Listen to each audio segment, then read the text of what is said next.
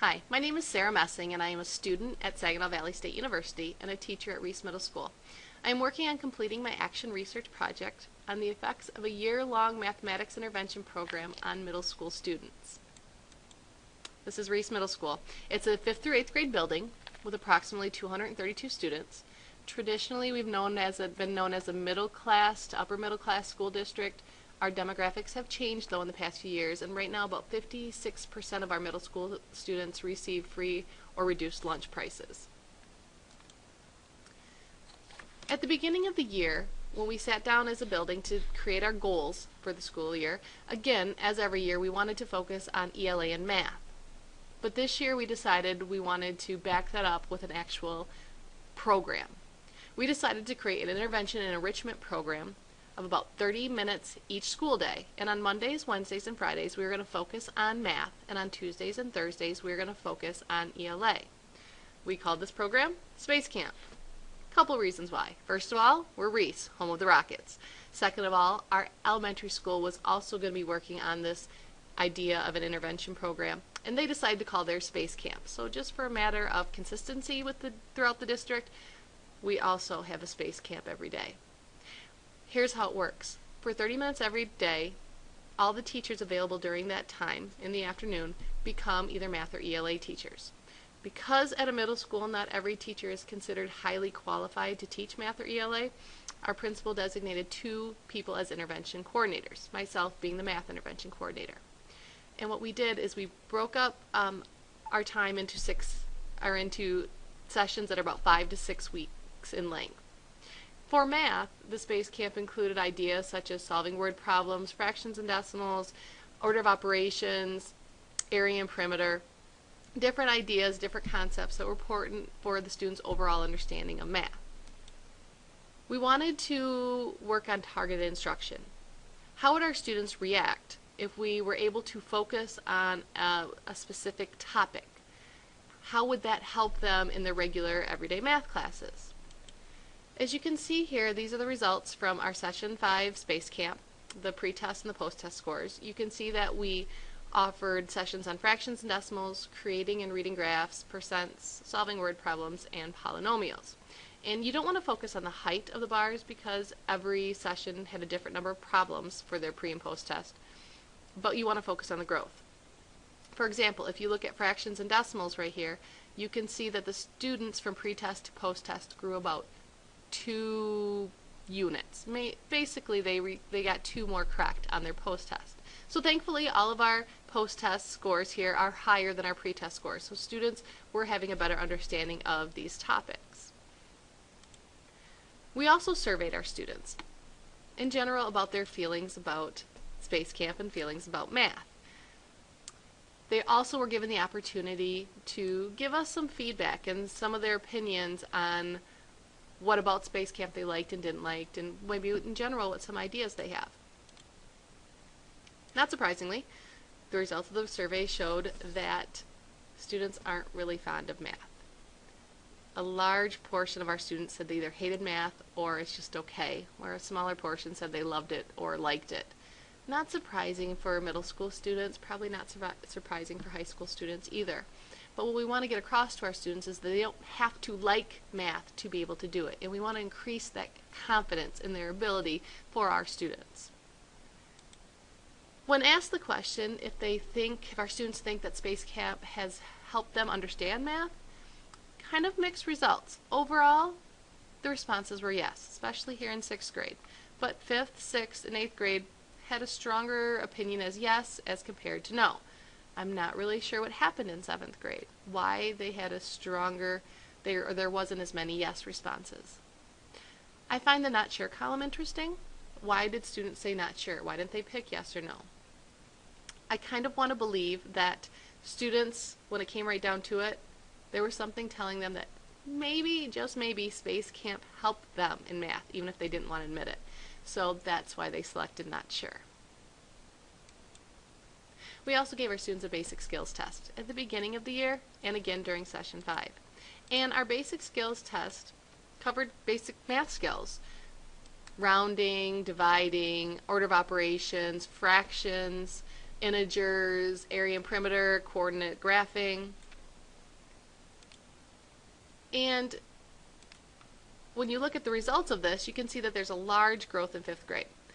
That's kind of to be expected, because when you look at the basic skills test, some of those things are taught in 5th grade, so the students really truly didn't know how to do them beforehand, and they do now. But I was happy to see the growth in 7th and 8th grade. The basic skills test, especially by 8th grade, should have been things the students had been taught before and should know how to do. So when you look at 8th grade growing by almost 2 more correct, that's really positive signs that something we're doing in Space Camp has helped them catch up on these skills that maybe they didn't understand before. Interestingly, when I analyzed the original basic skills test and I looked at each grade level, 5th, 6th, 7th, and 8th, at what problems were the students struggling with most, there was one problem that appeared high on every list, and that was number 18, find the perimeter and area of this figure here, a triangle. Students have some misconceptions on especially area of figures besides rectangles. When students are first taught to figure out perimeter and area, they start with rectangles. Perimeter means add, and it does. You're supposed to add the distance around the figure. Area, they're taught, means multiply. So you multiply its length and its width, or base and height. But when you get to a figure that is not a rectangle, what do? And our students seem to struggle with that. Whether it's they're just not sure what to do when there's 3 sides, or they just decide to multiply all 3 sides. By 8th grade, students should know how to find the area of a triangle. So this was very eye-opening information and important data for myself that I can share with the other math teachers. This is something we need to fix. This is something students need to know how to do, but by using data and knowing that the students were getting it wrong, we can make that correction. NWEA scores were also analyzed.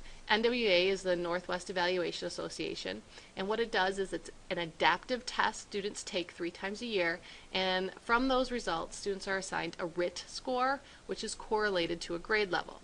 From our fall testing, we had 5 5th graders, 9 6th graders, 14 7th graders, and 17 8th graders considered at risk.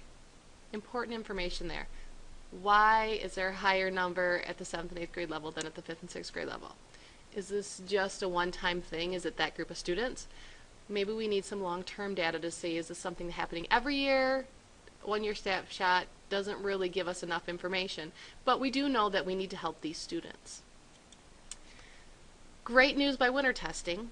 We had a 5th grader, a 7th grader, and an 8th grader reach grade level. We also had 2 6th graders, 3 7th graders, and 4 8th graders score high enough that they were no longer considered at risk. And sometimes at risk students are referred to as Tier 3 students in the response to intervention model.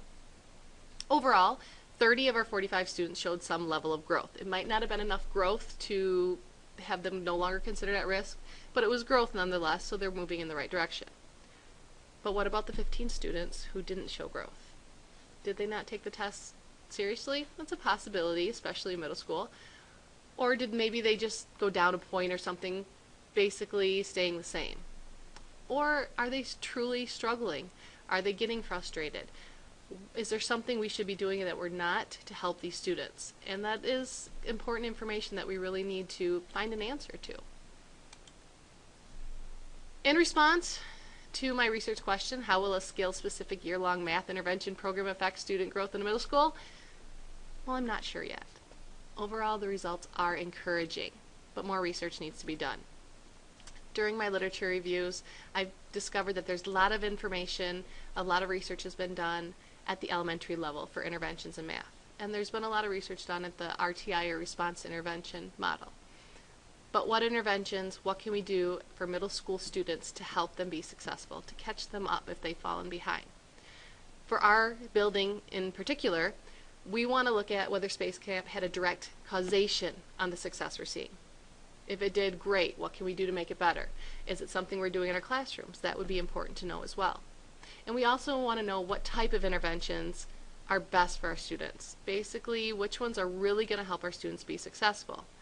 Unfortunately, we didn't have a lot of money, or any money, to put towards this program. And we're looking in the future to have more resources available to our students. A lot of the responses on the survey, students said they'd like more hands-on activities. Unfortunately, we didn't have the money to do that this year, but we're hoping in the future that we'll be able to give those students those opportunities and experiences to help them better understand different concepts. In general, was Space Camp successful? I truly believe it was. But we also, a big idea that came from this was that more research needs to be done for middle school students. What type of interventions? What can we do to help our middle school students be successful? Thank you to all of you for watching this presentation. Another huge thank you to Dr. Bravendier for her help and her support and her encouragement as I worked on this project. I want to thank the teachers at Reese Middle School for being so willing to jump right in with enthusiasm and really work with the students' best interest at heart. And to David Hurst, my principal, for trusting me and putting his support behind this program. And also a big thank you to Teresa Carney, my co-intervention coordinator. We've spent a lot of hours working together on this, and I really appreciate her enthusiasm, her support, and her ideas to help this be a great and successful program. My email address is on the screen, and I'd love to answer any questions or hear any comments from you, so please feel free to contact me. Thank you again for watching, and I hope you learned a little bit about middle school math interventions.